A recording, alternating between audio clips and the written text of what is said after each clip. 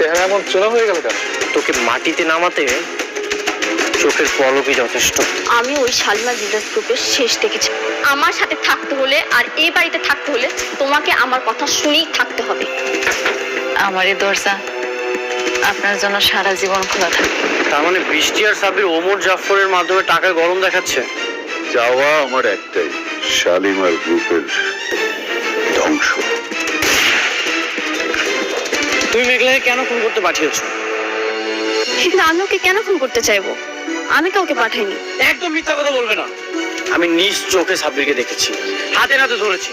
তুমি যদি সাব্বিরকে পারমিশন না দাও তাহলে সাব্বির এই কাজটা কেন করলো, কিভাবে করলো?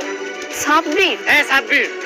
তোমাকে একটা কথা ক্লিয়ার করে বলে রাখি, যদি মারতেই হয় সামনাসামনি আমাকে এখানে গুলি করো, পিছন থেকে মেঘলাকে খুন করার চেষ্টা করো না, তাহলে কিন্তু খুব খারাপ হয়ে যাবে।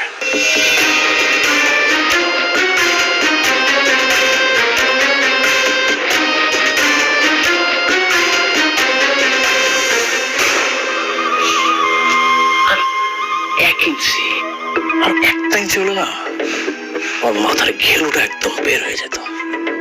আমি না বাবাজি একটা জিনিস কিছুতেই বুঝতেছি না, তুমি ওই 1 ইঞ্চি মেঘলারে কেন গুলি করতে চাইতেছো? তুমি অনেক গুলি করো, তাহলে তো সব শেষ হয়ে যায়। আরে আপনারা দেখি বুঝেন না কেন? মেঘলা যে আপনাকে এই বাসার থেকে বের করে দিয়েছিল সেটা মনে নেই?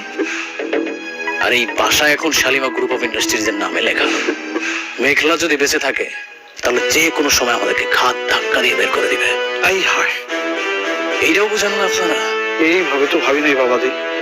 তাইলে তো ওরে মানে গুলি করাটা ফরজে কিফায়া, কি কও? হ্যাঁ, ওকে মেরে ফেলেন, না হলে আমাদের রাস্তা রাস্তায় ভিক্ষা করতে হবে। মারবো, অবশ্যই মারবো।